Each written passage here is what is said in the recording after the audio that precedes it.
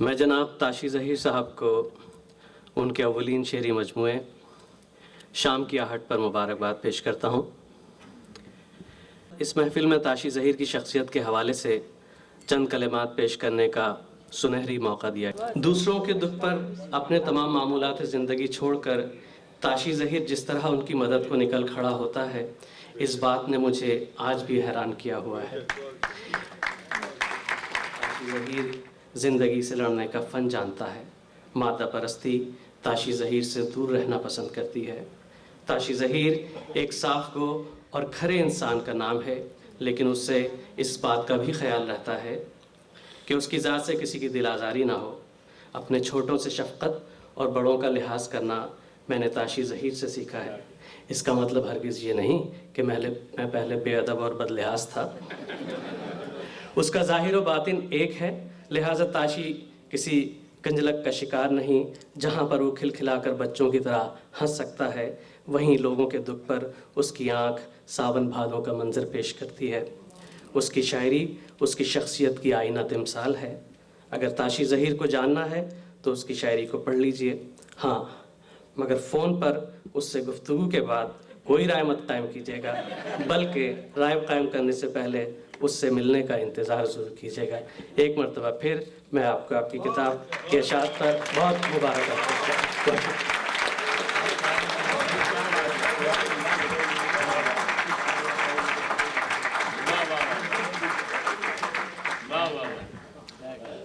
تاشی ظہیر کے پہلے شعری مجموعے شام کی آہٹ پر اپنے پیش لفظ میں لاہور کے اظہر جاوید نے اظہار خیال کرتے ہوئے کہا تھا، یہ 3 لائنیں میں ان کی آپ کو کوٹ کر کے سنانا چاہتا ہوں۔ کتاب میں شروع ان کا مضمون اس سے ہوتا ہے، کہتے ہیں، ایک تو بندہ فطری طور پر معصوم ہو، پھر کوئی 3 دہائیوں سے امریکہ میں خوشحال زندگی گزار رہا ہو، اسے زندگی کے نشیب و فراز اور اس میں گتھی ہوئی بہت ساری الجھنوں کی کیا خبر ہو سکتی ہے؟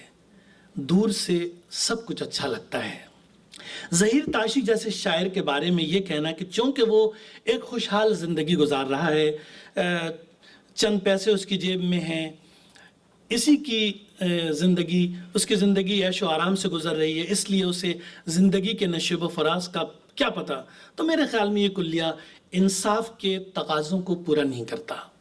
اور یہ سب کے بات میں ہے، سب کے بارے میں، بلکہ ایک پیٹرن جو بھی یہاں سے جاتے ہیں، شامیں ضرور منائی جاتی ہیں ہم لوگوں کے ساتھ وہاں پاکستان میں بڑے شہروں میں، لیکن جب گزر جاتے ہیں تو کہتے ہیں پیٹرو ڈالر پوئٹس ہیں، پیسہ ہے جیب میں، کتاب چھپوا لی، کچھ ہو بھی رہا ہے، یہ میں نہیں کہتا ہوں کہ ایسا نہیں ہو رہا ہے، لیکن یہ مکمل صورتحال، مکمل تصویر۔ شام کی آہٹ کا سرنم مطالعہ کرنے کے بعد میں اس نتیجے پر پہنچا کہ اس میں جو ہے ایک ایسے انسان کی آواز ہے، ایک ایسے انسان کی صدائے احتجاج ہے جس نے صرف محبت کرنا نہیں بلکہ اس معاشرے کو جو ہے اپنی نظر سے دیکھنے کی کوشش کی ہے۔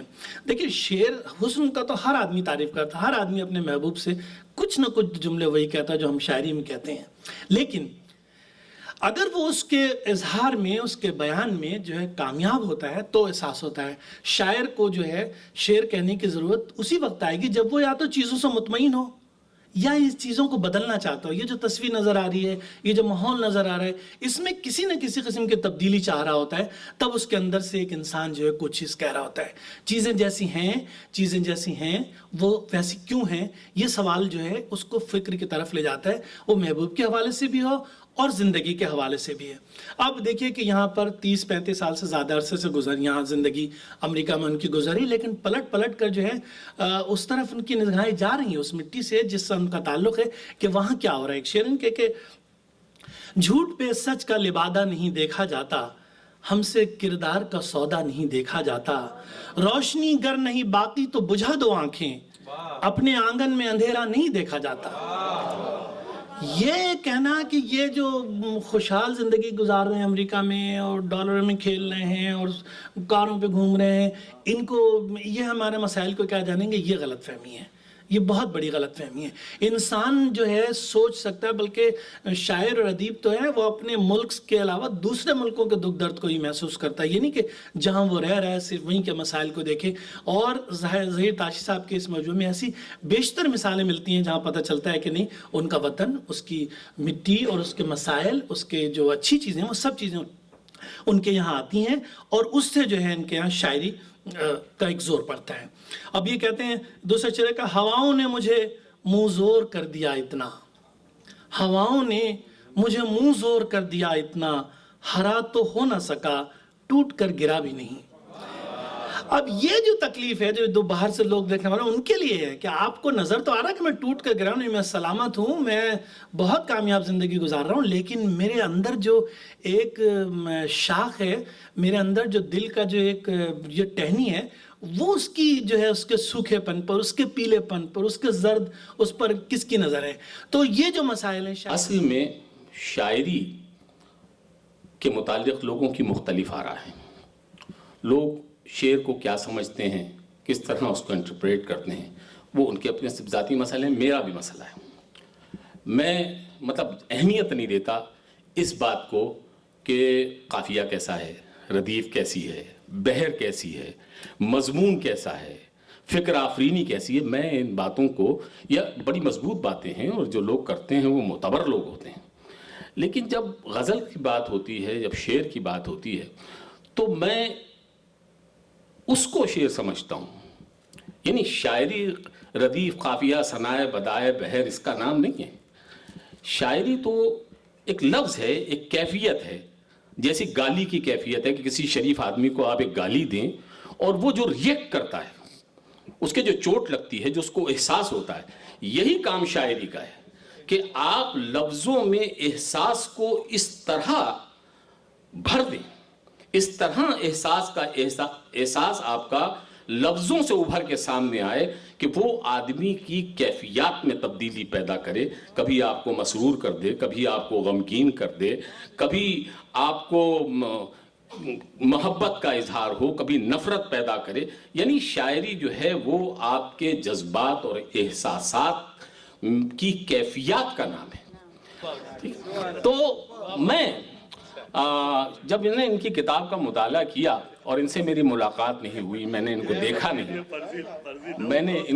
نہیں، تو ان کی شعر پڑھنے کے بعد ایک خاکہ، ایک تصویر میری فکر پہ ابھری، اور میں نے سوچا کہ یہ تاشی ظہیر صاحب اس شکل و صورت کے آدمی ہوں گے. اور کتاب کے اختتام پہ جب میں نے دیکھا کہ ان کی تصویر چھپی ہوئی ہے ٹائٹل پہ، تو وہ بالکل وہی تصویر تھی جو میری فکر میں ابھری تھی، لیکن اس تصویر کے بال کالے تھے، جبکہ ان کی چھپی ہوئی تصویر کے بال سفید ہیں. مجھے حیرت نہیں ہوئی. یہ کتاب کا سفر ایسا ہی ہوتا ہے کہ آدمی کالے بال لے کے داخل ہوتا ہے اور کتاب سے باہر نکلتے نکلتے بال سفید ہو جاتے ہیں.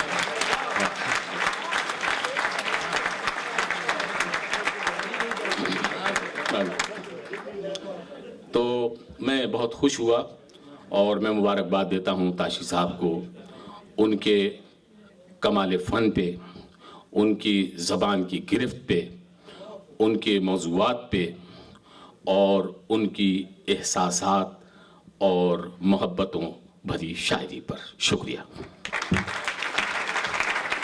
خواتین حضرات، صدر گرامی قدر جناب سرفراز احمد صاحب اور محترم اشفاق حسین صاحب، میں آپ لوگوں کی گفتگو سن رہا تھا اور اپنے آنسو پوچھ رہا تھا کہ یہ بڑا اہم دن ہے میرے لیے. آپ کی خوبصورت گفتگو کا تو جواب کیا دے سکوں گا میں، سوائے ایک خالی سے شکریہ کے، لیکن ممکن ہے کہ بھی زندگی میں موقع ملے اور میں شکریہ ادا کر سکوں. 2 شعر آپ کی خدمت میں عرض کرتا ہوں کہ وہی ہے خاک نشینی، وہی سفر اپنا، وہی ہے خاک نشینی، وہی سفر اپنا، بنا نہ پائے کبھی ہم کہیں بھی گھر اپنا. وہی ہے خاک نشینی، وہی سفر اپنا، بنا نہ پائے کبھی ہم کہیں بھی گھر اپنا۔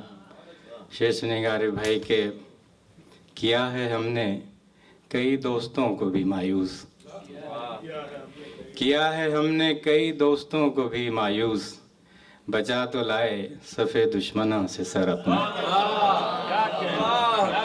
کتاب تیری ہو یا ہو میری، نہیں ہے اب ان میں فرق کوئی، کتاب تیری ہو یا ہو میری، نہیں ہے اب ان میں فرق کوئی، شہ زمانہ کا حکم اب تو سبھی نصابوں میں آ گیا ہے۔ کتاب تیری ہو یا ہو میری، کتاب تیری ہو یا ہو میری، نہیں ہے اب ان میں فرق کوئی، شہ زمانہ کا حکم اب تو سبھی نصابوں میں آ گیا ہے۔ اور وطن کی مٹی کی باس من میں بسائے رکھنا، جدا نہ کرنا۔ وطن کی مٹی کی باس من میں بسائے رکھنا، جدا نہ کرنا، محبتوں کا ہنر یہ میرے سبھی گلابوں میں آ گیا ہے۔ بہت شکریہ آپ کا، شکریہ جناب۔